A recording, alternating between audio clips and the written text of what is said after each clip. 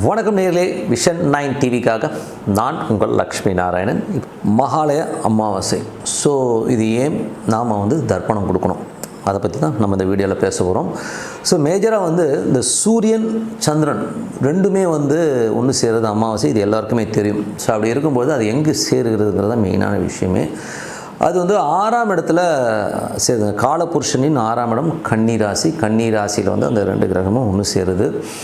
அப்போது நமக்கு என்ன மாதிரி விஷயம், என்றைக்குமே பிளானட்லேயே நம்மளது ஜாதகத்திலே மெயினாக அங்கே வருகிறது 2 பிளானட் தான். ஒன்று சூரியன், ஒன்று சந்திரன். சூரியனை வச்சு தான் லக்னம் அமையும். ஓகேங்களா? உங்களோட உயிருங்கிறது சூரியனாகவும், உங்களுக்கு தசாபுக்திகள், உங்களுக்கு நடைமுறையில் என்ன தசாபுக்திகள் உங்கள் வாழ்வியல் எப்படி நடக்க போகுதுங்கிறது தீர்மானிக்கிறது சந்திரன். ஸோ இந்த சூரியனும் சந்திரனும் தான் ஒரு ஜாதகத்தில் ரொம்ப மெயினான விஷயம். ஸோ அவங்க 2 பேர் ஒரு 6ஆம் இடத்துல ஒன்று சேர்றாங்க. அது ஒரு அமாவாசையாக அமையுது. அப்போ அந்த 6ஆம் இடத்துடைய விஷயம் என்னன்னும் போது, உங்களுடைய கர்மாக்கள், பழைய கர்மாக்கள் எவ்வளோ இருக்குங்க. கிட்டத்தட்ட பார்த்திங்கன்னா நம்ம மூதாதையர்களை எவ்வளோ பாவம் பண்ணியிருப்பாங்க, கொன்று புதைச்சி எடுத்து போயிருப்பாங்க தெரியாமல். இன்றைக்கெல்லாம் காட்டு பகுதியில் தானே போகிறானுங்க. செயின் அறுத்து போட்டு புதைச்சிட்டு போனது, அடித்து நொறுக்குனது, இதெல்லாமே எவ்வளோ விஷயங்கள் நமக்கு தெரியாமல் இருக்கலாம். ஓகேங்களா? ஸோ அந்த மாதிரி நிறைய விஷயங்கள் நடந்திருக்கலாம். ஒரு ப்ரெஷரில் ஏதோ ஒருத்தன் தப்பு பண்ணி அதனால் சூசைட் அட்டன் பண்ணுவேன், கொலை செய்யப்பட்டவர்கள் நிறைய பேர் இருப்பான். ஸோ இதோடைய ஹிஸ்ட்ரி பார்த்திங்கன்னா நம்ம வழியாக பார்த்திங்கன்னா அந்த இதை தொடரும், நம்ம ஜெனட்டிக்கில் தொடரும். அது தொடராமல் இருக்கணுங்கிறதுக்காக தான் நம்ம மகாலய அமாவாசையை நம்ம செய்கிறோம். ஏன்னா அதில் அதுதான் மேஜரே. இன்னொரு பியூட்டி என்னென்னா, அந்த நட்சத்திரங்கள் சூரியனோட நட்சத்திரமும் சந்திரனோட நட்சத்திரமும் ஒன்றா சேர்ந்துருக்குற இந்த டைமில், அது ரெண்டும் இணையிற இந்த டைமில் நமக்கு இந்த அமாவாசை வருது. ஸோ அப்போ இது எவ்வளோ பவர்ஃபுல் பார்த்துக்குங்க.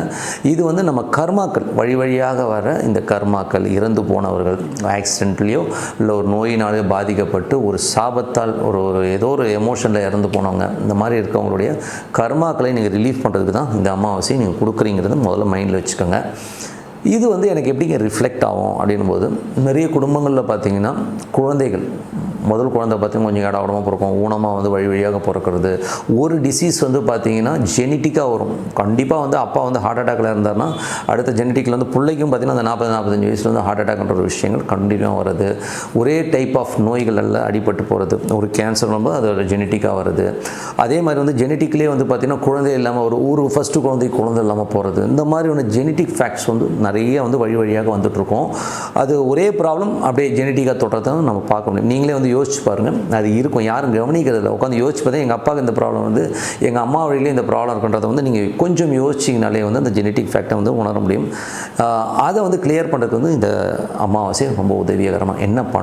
என்ன பண்ணணும் போது ஒரு இலை, ஸோ ஒரு இலை போட்டு அது ஜென்ரலாக நீங்கள் கோயிலில் போனீங்கன்னா அது செட்டு கொடுத்துருவாங்க. அதை வச்சு இது பண்ணிங்க, விளக்கேற்றுறீங்க, எல்லாம் பண்ணிங்க. ஐயர் மந்திரம் சொல்கிறேன், நம்ம சொல்லிட்டோம். பட் நம்ம மந்திரம் எப்படி சொல்கிறோன்னா, ஏதோ அவர் சொல்கிறா நம்ம ரிப்பீட் பண்ணிட்டு வந்துடுறோம். ஸோ அது மெயின் கிடையாதுங்க. நம்ம மனசார பிரார்த்தனை பண்ணணும், அதுதான் ரொம்ப மெயின். மனசார என்ன பிரார்த்தனை பண்ணணும் போது ஆவாகனப்படுத்தணும். ஸோ ஆவாகனம் போது இறைவன் அங்கே இருக்கிறதா நினைக்கிற மாதிரி இவர்கள் நமது மூதாதையர்கள், நம்ம மூதாதையர்களில் யார் எனது வழியாக வர எத்தனை தலைமுறை பாட்டனார் யார் எங்கள் வழியில் பாவம் பண்ணியிருந்தாலோ, உங்களுக்கு ஒரு ஆத்மாக்களுக்கு துர்மரணங்களோ ஏதோ சந்திச்சாலும் நான் மன்னிச்சிருங்க, அவங்களுக்காக நான் மன்னிப்பு கேட்குறேன். அதனால் தயவு செய்து எங்களது குடும்பங்களை வாழ்த்துங்கள் சொல்லிட்டு மனதார வழிபாடு பண்ணுறது தான் இந்த அமாவாசையோட மெயினான விஷயமே. ஸோ மகாலயத்தில் இந்த மாதிரி மன்னிப்பு கேட்டு எங்கள் வம்சா வழி அழைக்கிறதுக்கு நீங்கள் தான் அருள் புரியணும்னு சொல்லிட்டு மனதார நீங்கள் பிரார்த்தனை பண்ணும்போது, அந்த பிரார்த்தனை அந்த ஆத்மாக்கள் எடுக்கும்போது கண்டிப்பாக இந்த ஜெனட்டிக் ஃபேக்ட் அடுத்து தொடராமல் இருக்கிறதுக்கு இது ரொம்ப யூஸ்ஃபுல்லாக இருக்கும். இது கண்டினியூவாக பண்ணிட்டு வரும். ஸோ அது கண்டினியூவாக பண்ணும்போது ஆட்டோமேட்டிக்காக பார்த்திங்கன்னா நம்ம கர்மாக்கள் ரிலீஃப் ஆகுறது, வீட்டில் ஒரு நிம்மதியாக இருக்கிறது, இந்த மாதிரி விஷயங்கள்லாம் கண்டிப்பாக இருக்கும். இது மிஸ் பண்ணாமல் பாருங்கள். என்னை பொறுத்த ஒவ்வொரு அமாவாசையும் பண்ணுறது ரொம்ப ரொம்ப நல்லது. நீங்கள் மகாலயத்தை பண்ணும்போது இது ரொம்ப மெயினாக இந்த மாதிரி ஒரு கர்மாக்கள்லேருந்து கொஞ்சம் விடுதலை ஆகிறதுக்கு, வழியாக இருக்கிற இந்த ஒரு பிரச்சனைகள்லேருந்து விடுபடுறதுக்கான விஷயங்கள் அற்புதமாக இருக்குங்க. ஸோ கண்டிப்பாக இது பண்ணி பாருங்கள்.